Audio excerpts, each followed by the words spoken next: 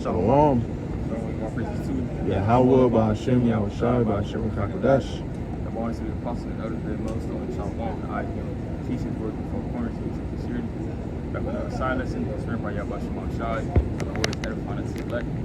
Talking is going to be the return of Yahawashi. Everybody thinks that, so-called Jesus, his name is Yahawashi, which means he saves or he delivers. He thinks he's coming back in a old goody-goody two-shoes way, or and then they're expecting a so-called white man with long hair, blue eyes, okay, come out the heavens, okay, with baby angel, rainbows and baby angel with harps and shit, but they don't understand the scripture. They don't understand how the return, how his return is gonna be.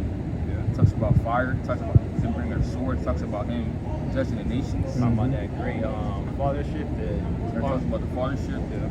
About everybody seeing his power and great glory. It talks about piercing those which pierced him, if you paraphrasing. Okay, so the return of Yahawashi is going to be a very dark and gloomy day. I appreciate it. Luke chapter 21, verse 27. This is, and then shall they see the Son of Man coming in the cloud with great glory and with power and great glory. This is and when these things begin to come to pass, then look up and lift up your heads, where your redemption draw nigh. But the point is verse 27.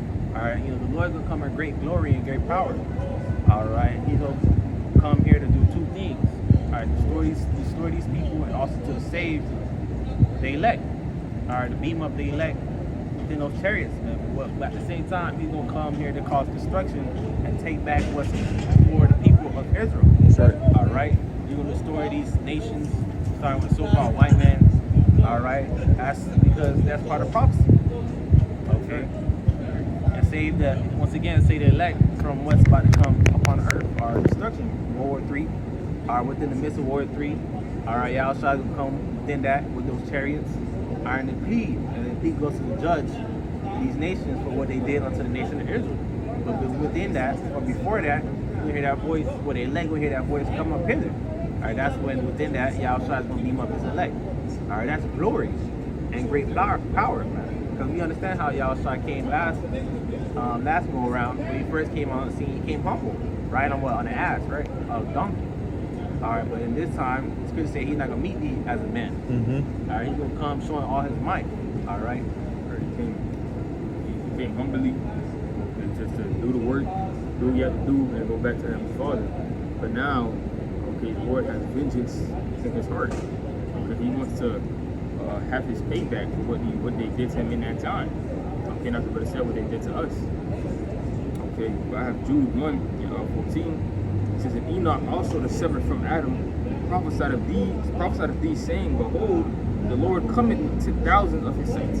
Right, so when you come with that many people, right? When you come with an army, you're not coming back to negotiate. Okay, come to a mutual agreement. No, okay, this is gonna be straight outright destruction of these nations, man, and to beam up his men. Okay, Yahawashi is coming to take his rightful seat, okay, as the king, okay, of the earth. This is his inheritance. And everything was given unto Yahawashi because he's the only begotten of Yahweh, who are able to cause God. His name is and he is. Okay, so this is already his anyway. The Lord just had it that he had these different nations for a period, only for a period of time.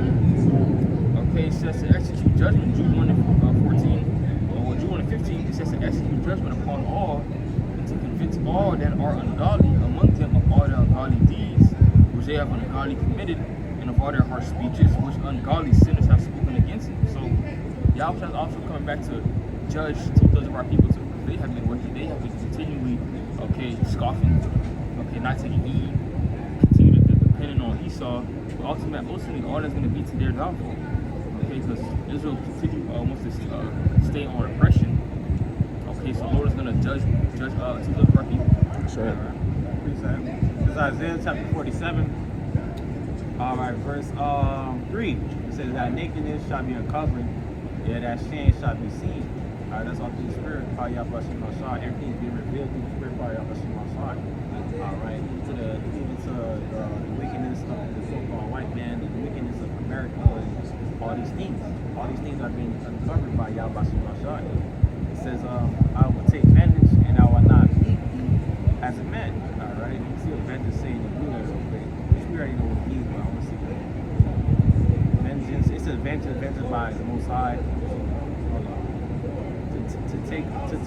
man to take revenge, avenge oneself, to be avenged, be punished.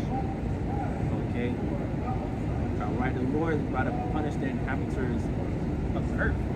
Alright, that's what it means when he's not gonna come immediately as a man. Alright, like we just spoke about. The first come around when he first came upon the earth.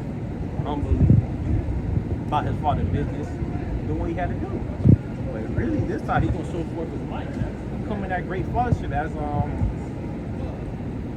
it said in 2 13. Alright, that big fellowship, or what they call a UFO, unidentified flying object, or UAP, unidentified phenomenon. Alright, he'll come in that, and that's gonna show his great power and great glory. Okay, so big that it was like they could see where it started or where it ended. All right, and also so you had the other little chariots being there too. Okay, it's gonna be very. It's gonna be a sight to see. Because, again, this is something that people are not expecting to happen. They don't believe that Yahawashi is going to come in a big fathership. They're going to see other chariots. They're going to see a so-called black man, okay, coming, okay, with a garment, looking mad with an army. They're not expecting that. Yeah, Isaiah 63. You got it. Okay, this is Revelation 1:7.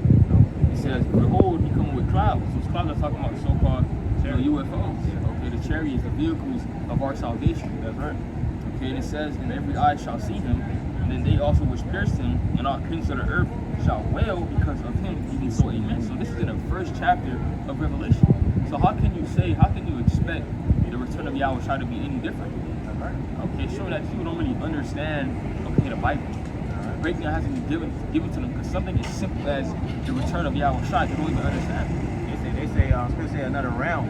Right. All right. Okay, a realm against realm. All right. It's gonna be a whole lot of noise and uproar and all these things when the Lord Yahawashi.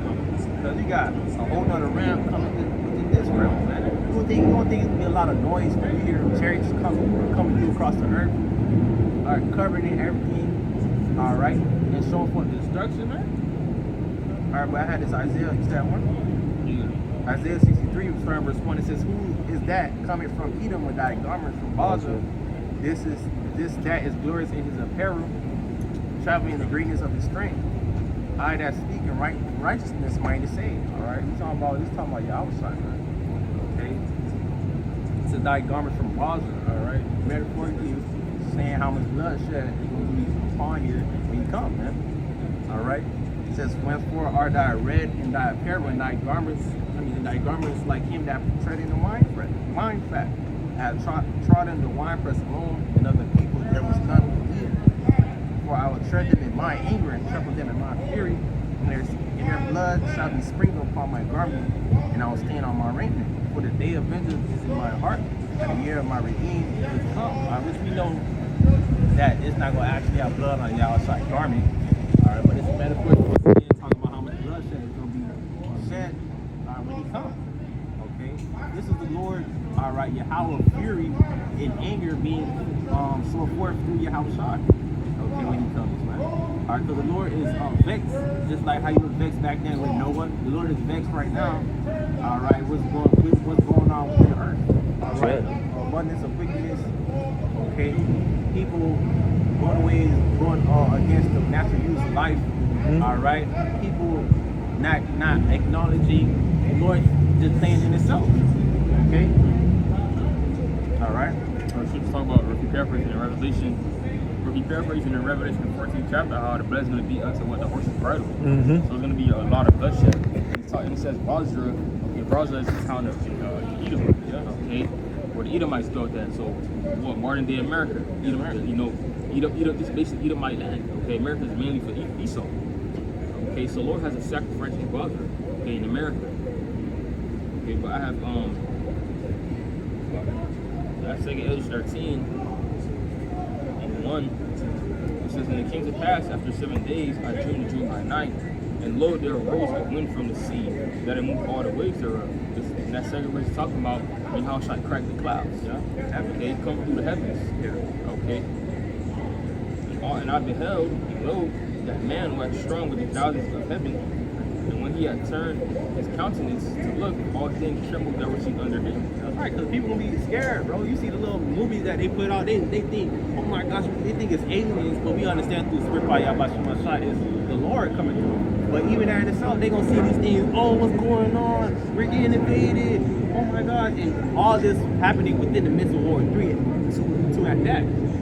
Armies like, oh my God, we got participants sides. Oh, we got to fight the common enemy, which they spoke about it already. One president said it already. All right, seeing, y'all try to come through, they can put the differences aside, try to fight them. Which the second 13 goes into that. Okay? We all had a common enemy, but we put our differences aside to fight that common enemy.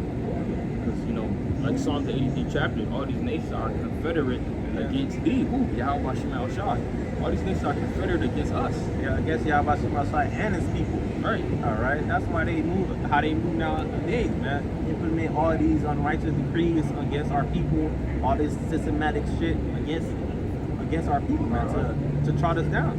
All this systematic racism. Okay, these other heathens getting the benefits that Jake don't got.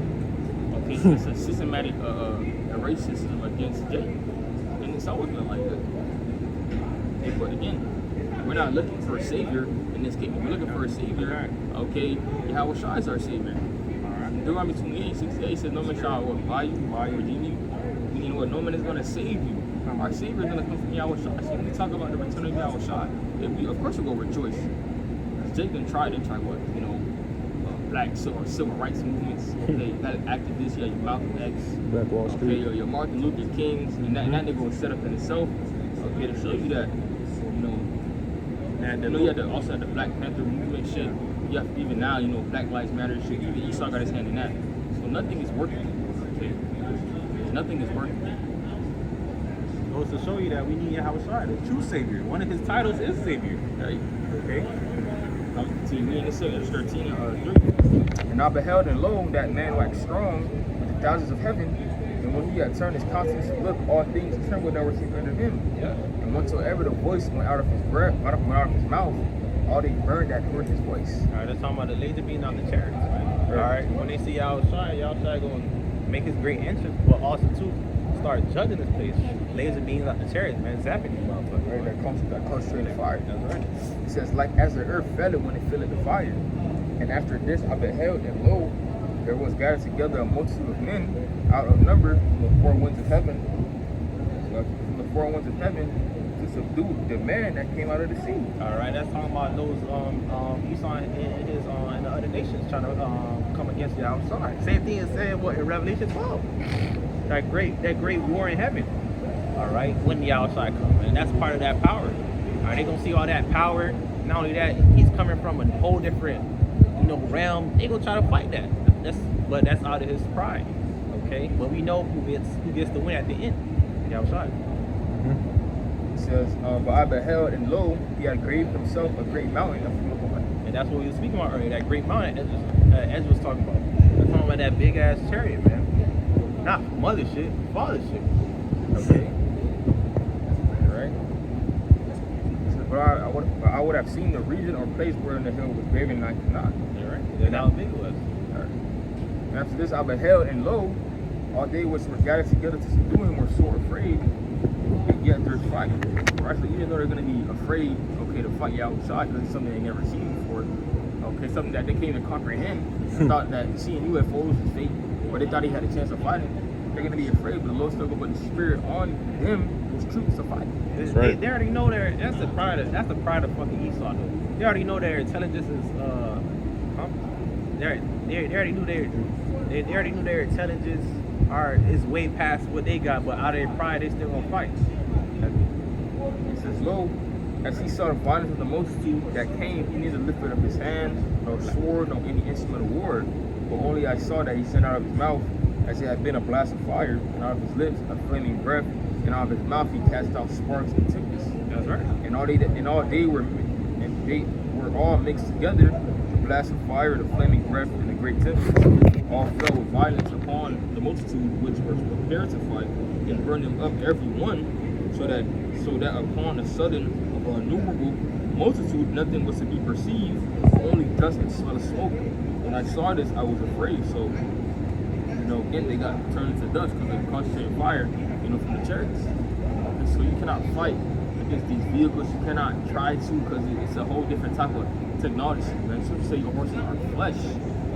Okay, you cannot fight low with your stealth bombers, your whatever, your F-22, your F-16s. No matter what thing you think you can to fight against Yahawashi, you cannot. Okay, your space force is going to lose. Your military is going to be destroyed. Okay, your kingdom is going to be desolate. Okay. Number 8. None enough. Alright, with that one is lesson was edifying. One of our messages too. Yahweh Ba'ashem Yahawashi Ba'ashem Rakakodash. And then my honor to the apostles and elders of great millstone. Shalom to the Aki teachings, workers, corners, and true sincerity. Shalom. Shalom.